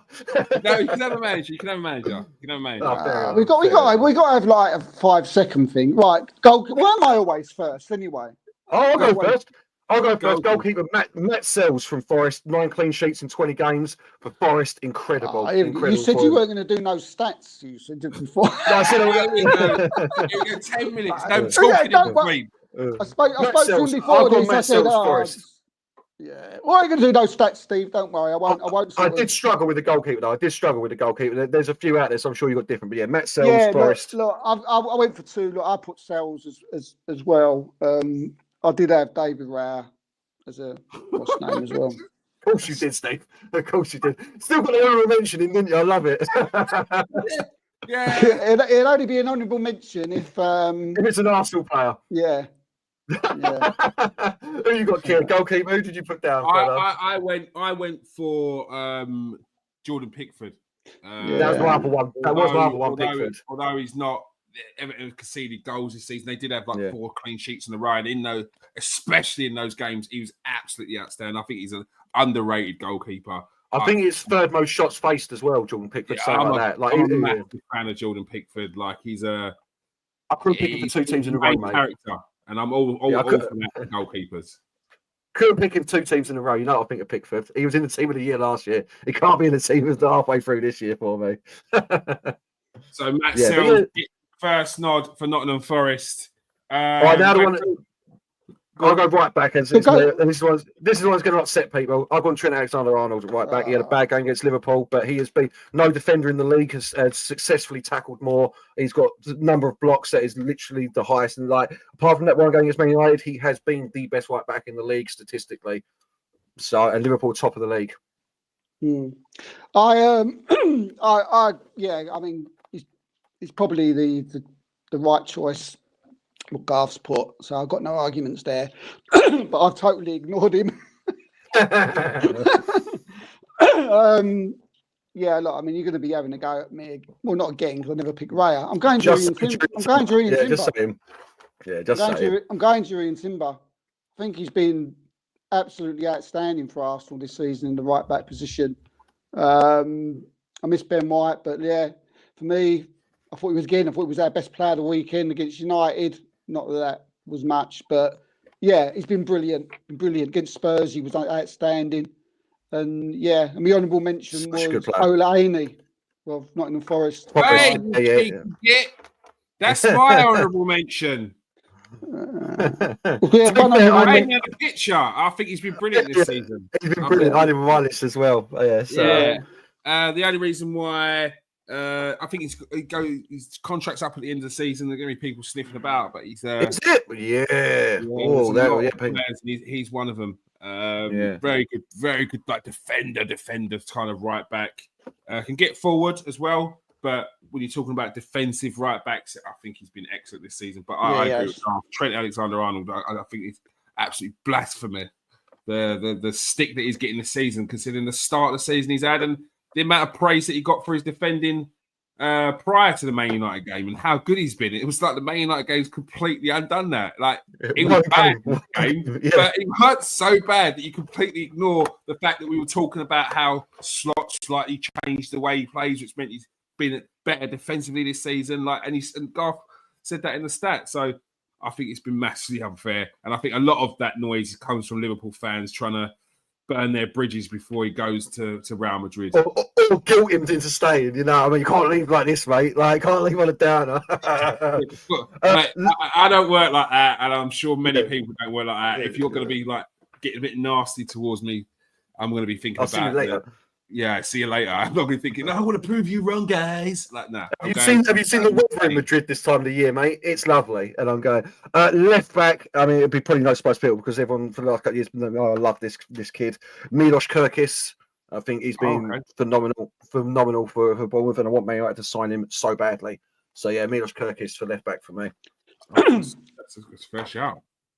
Yeah, look, there was I got two. I didn't know which one to choose, and both of them like sort of mirror each other. Both at clubs where they probably should be at bigger clubs, and one of them was Kirkis.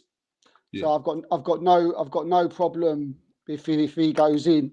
But the other one for me, I've probably I don't know. I think I put him in my team of the season last year. I love this player, and he won't be at this club at the end of the season. Antonio Robinson for me goes in at left back. Oh, Fulham. Yeah. Good player. It's unbelievable. He's just according to the Americans, incredibly. He's just consistent all the time. good player. He's just like all through every. Do you know what I mean? He's good player. Man United, I think wouldn't do bad. Mind you, he's not really a wing back. But That's the only problem in it. Yeah. It's the same with Alana. It's Anaya. They're very classic right backs. Like it's very much back four, right back. Back four fullbacks. Yeah, 100%. Yeah, but I ain't got no problem with Kurtic if it comes. Well, same. It was all down here then, bruv, because Robinson was my second choice, and then Robertson was my third choice. I'm going to go for Anthony Robinson. I think he's been excellent this season. I think, as I said, he's got seven assists, and this is a player I didn't rate 2 seasons ago, and they were hyping him up, but he's come on leaps and bounds. I think. Calm down, America, or Team USA, because he's not world class. Do you think he's world class? No. Is he world class? Is he top 5 in the world? By top 5, I mean top 2. He's incredibly consistent. This bloke. Yes, he's like I can remember probably going back like 2 years ago. He's probably been in my team of the seasons quite a lot. So yeah. He done well at the end of last season. If you'd asked me at the start of last season, I would have been like, nah, not for me, mate, not for me. But he definitely ended it very well. And listen, Andy Robertson does need to be shouted out as well. He has been playing phenomenally, but he don't get him. He don't get him. Yeah. Centre back, I've got Virgil van Dijk as my first one, and that's just the easy option in it, old Virgil. So is it? Yeah, I mean he's been back to near enough at his best this season. And listen, the easy option would be Gabriel right now, but obviously I want it to be a little bit different, so I put Morello in from Nottingham Forest. So I've got Van Dijk and Morello. Yeah, I mean, I've just gone with it a little differently. I've got all the names that Garth just mentioned. Those 3 players are the 3 that I've got down as my centre backs. But I looked at Gabriel and Van Dijk. I did it on like left-sided centre-backs, right-sided centre-backs. So in the end, I've gone, I have gone for Gabriel, just to the fact because of, I think he's been as good as Van Dijk defensively. Arsenal, best defence, like letting goals in this season in the Premier League. And also, obviously, from corners, the goals he scored, I think it just took it over the edge for me, Gabriel. And I had Murillo, because he played on the other side. But if it was just like 2 centre-backs, I would have gone for Gabriel and Van Dijk. So, and the other, I forget his name, the other Forest centre-back as well gets a shout-out. Milenkovic. Yeah, I actually had him as something a little bit different because I look. The 2 best centre-backs this season for me have been Virgil van Dijk and Gabriel Magalhaes. Yeah. That is the truth. That is the truth. But you've got to take into account the teams they're in, and that's why Forest get a little shout out there. You know, Milenkovic, who are you looking for, by the way? Huh? Who are you looking for? Who are you looking for on this at the moment? Oh, what the thing? No, I weren't. I was actually looking for a picture because I'm sure I put a picture of Milenkovic up there, and I did, but I've hit my limit on. It's just that Gabriel. It's just if you like, you're starting to get technical because Gabriel and Van Dijk both are left-sided. So, but Steve K, you're the man who sat in that chair and put Cole Palmer in the striker's position. He might be there again.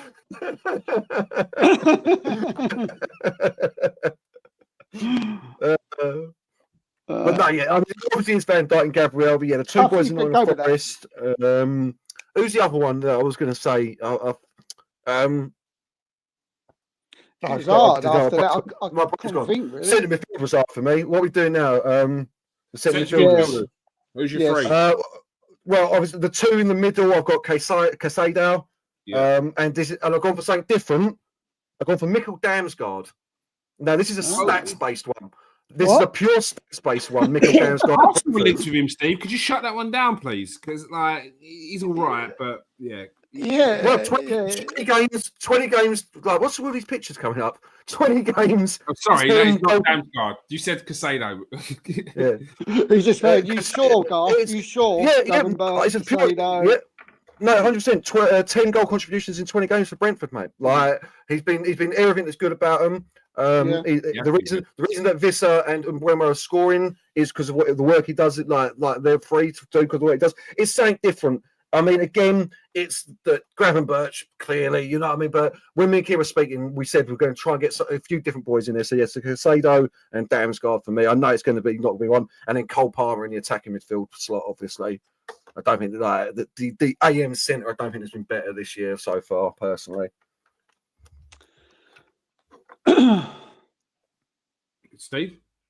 Yeah. I've I've gone like DM number 8 and a number 10. That's how I've looked at it. So in the DM, obviously there's Ryan Gravenberch, there's Moises Caicedo, and there's honourable shout out to Thomas Partey, who I think has been really good this season. So I've been bigging him up all season. So I thought I'd give him. Geezer's played half games of right back. I'm trying to squeeze him in right back, Steve. I'm not shut around. But when he's played at DM, he's been really, really good. We really miss him there, and he's been brilliant every game. But I've got Caicedo at DM as well, so I think that's the option in it. Because that's who I've got in there. Caicedo the DM. Yeah, I'm gonna go. We'll leave Kieran with the final, whatever. I'm gonna go with Ryan Gravenberch as the DM. And then I did it as I was looking for number 8s, which I found difficult. So I put down Alexis McAllister and I think Tonali of Newcastle.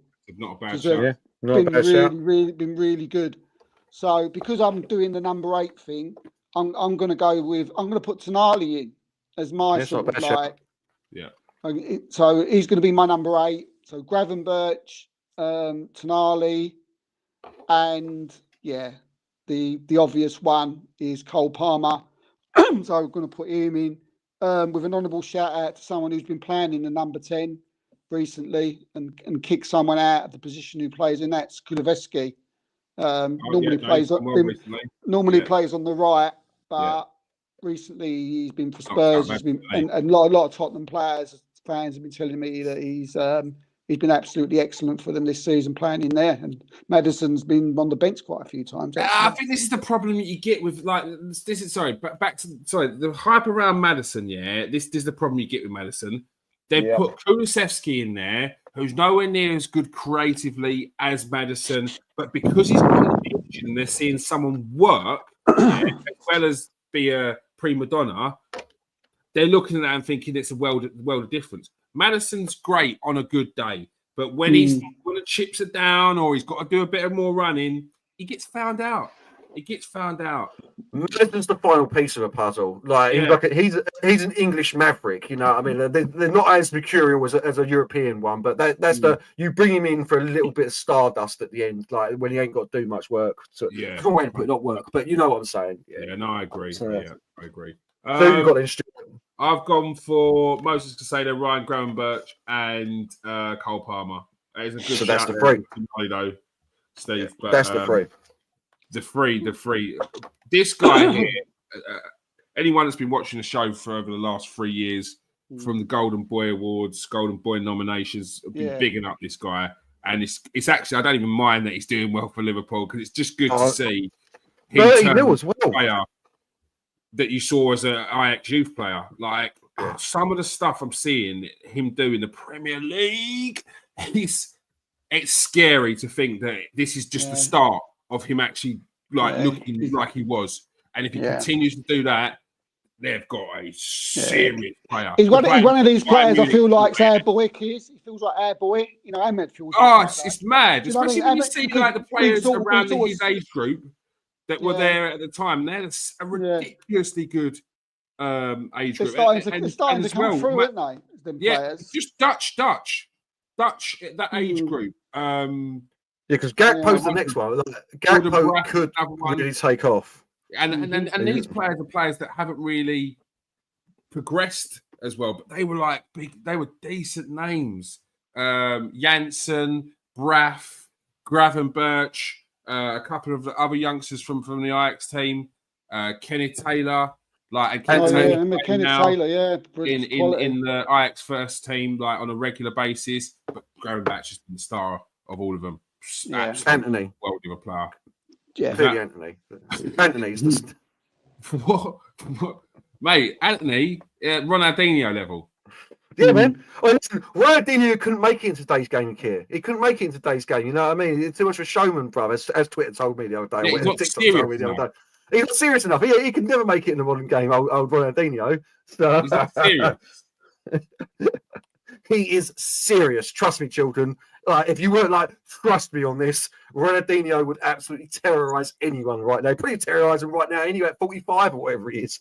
No, he would. And he'd laugh and he'd smile while he was doing it as well. So right wing, I don't think there's any it's Mohamed Salah, obviously, in it. There's no question. There's no shout out. Saka's done quite well, but Mohamed Salah is just he's always going to get the raw deal, Saka, isn't he? While Mo Salah's about. What Salah's there? What Salah 100%. Do you know what I mean? It's not going to be so unlucky. You're never going to get. Yeah, he needs to hit 45 goal contributions in the season to better Salah, mate. Look, Saka's quality. We all know how good he is. You know how much I like Salah. But yeah, this season again. What is it? 19 goals, 13 assists already this season from Mohamed Salah. It's disgusting. It's Salah and Saka have got that side, didn't they? But as I said, I feel sorry for Saka because he's never going to get. You do have to. Yeah. Have they got Cole Palmer in this? That's a bit weird. No, that's Cole Palmer's day. Bro, that's Cole Palmer from Wish, mate. Is his name spelled differently or something? Where's going? There must be a Cole Palmer in this squad. I have no clue. I don't know why. Yeah. Anyway. So yeah, Salah on the right for me. Left wing, I found very difficult. I did. I did, mate. I really did.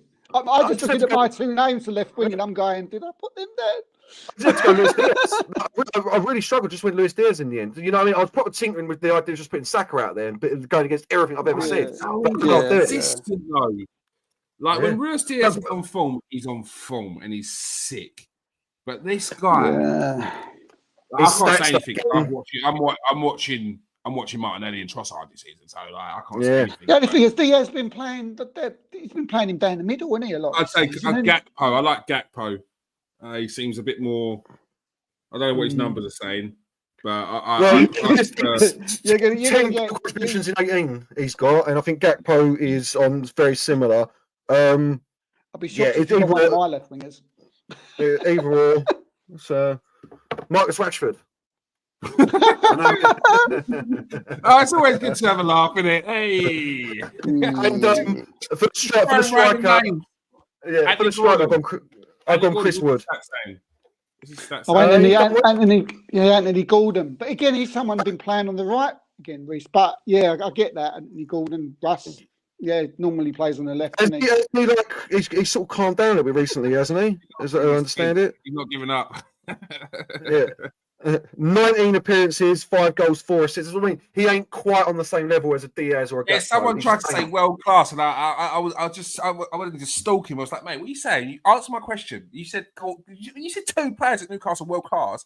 You said Gordon was world class. I know there's a hype around Isaac at the moment, so I'm going to allow that. But Gordon, I'm like, nah, stop doing this. Yeah. And Gakpo, 19 games, 8 goal contributions. So just on output, Luis Diaz is the best of them. But yeah, I found it very difficult. And then I've gone Chris Wood through the middle. Clearly could be Isaac, but Chris Wood's playing for Nottingham Forest, so that's why I'm giving it Chris Wood. Isaac on the left. He likes to drift. I looked into. I tried. Do you know how many games he's actually played on the left? 1. He's played 1 game on the left. I was like, I can't do that. He likes to drift. Isaac likes to drift. He's not a centre forward. He's a drifter forward. So yeah. So I've gone Salah, Diaz, Wood, but I found it difficult left wing. So what you got, Steve? What you got for me? Down the middle first. I'll do down the middle. It was Isaac, Woods, and I've put Wissa of Brentford. I like Wissa. I think he's been good. Yeah, look, I'll agree with, because he plays for Forest and he's done well this season, and he probably ain't going to get another chance to be in a Premier League team of the season halfway side. I'll probably Alec. Isaac would be the easy answer, I suppose. But I'm going to agree with Garth. I'm going to go with Chris Woods, the down the middle. Right wing we've already done. Yeah, Salah, and left wing. Yeah, I found it hard. My mind went blank, and I thought of Cody back, but I forgot about. I did remember Diaz, but I thought, has he been playing down the middle recently? So I quickly thought, no, I won't put him, and it was a Liverpool thing. Cody Gakpo's done well, but yeah, I've gone for sort of like a Damsgaardy type player. So he's played 1 game on the left, Steve. It cannot be Brian Mbeumo, mate. Who you got? No. I've gone for Alex Iwobi. That's not bad. He's done all right. Do you know what? I look at him. He's getting I look at him, Steve. I look at him, Steve, myself. Yeah, that's fair. I'm not knocking that. Alex, I think he's been all right. Big up Alex Iwobi this season. Had to be an ex-Arsenal player, didn't it? Had to be some Arsenal connection. Did he used to play for Arsenal? Did he? No, I don't remember. I don't remember, mate. But no, he just came into my head. I thought, he's been like getting a lot of plaudits. He's been the one who scored a lot of goals, assists. I think. Do you know what I mean? Fulham are doing well this season. For Fulham, and he's been key to a lot of what they've done. And as I said, I found it hard. I think it was Cunha as well, which I suppose would have been a shout. But yeah, he ain't going to get in, but I'm going to put in Alex Iwobi. So yeah, he was on my list, Steve. He was on my list, mate. Honestly, Iwobi. I saw that. I saw it. I looked at a few other people's teams of the year. That's where, to be fair, I got Damsgaard from, and then I looked into it properly. And was he in any team? Did they he was in a couple. Iwobi was as well. Yeah, Iwobi was. I forget whose one it was. It might have been Gary Neville's or someone. And maybe in the honourable mentions, or something. Because I didn't realise what he's been doing. He's actually been playing very well for Fulham. It's not a silly shout. Yeah, it's really not a silly shout.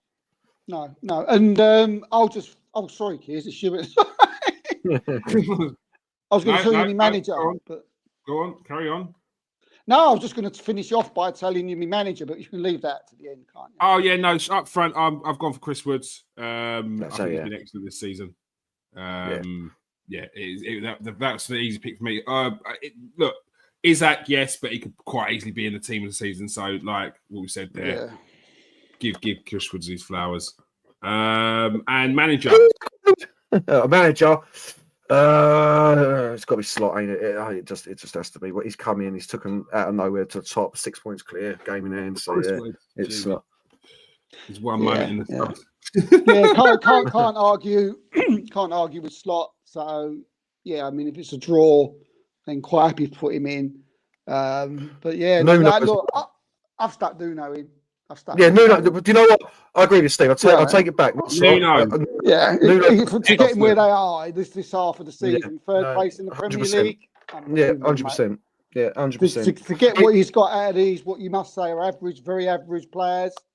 Yeah, I mean, they might end up finishing 10th, but as it's an halfway stage thing, then yeah, I think Nuno deserves it. That spine looks a little bronze for my liking. Yeah. Where did you pick up this spine? They're just getting battered, this team. Cells. But do you play wide for chance? Do you play down the wings for chance? You know what I mean? Like, that is, I spent all my money on the wingers. Like, what is going on here, boys? That is Arsenal. I've got no money, FC. That's Barnett's Carmen, isn't it? Quality days. Mate, that's why he's gone. You can't walk. Like, Marco Silva as well, I suppose, deserves a decent shout as well. Yeah. But Nuno, yeah, I got. It's Nuno in it. It's got to be Nuno. To be fair, do you know what I'm thinking straight? I had him as my second place, and then I was like, no, it's got to be Arm because he's coming and took him to the top. But you're right, it has to be Nuno. Yeah. Spiro Santo has been excellent this season, and it's kind of a up yours to Tottenham as well, considering Yeah.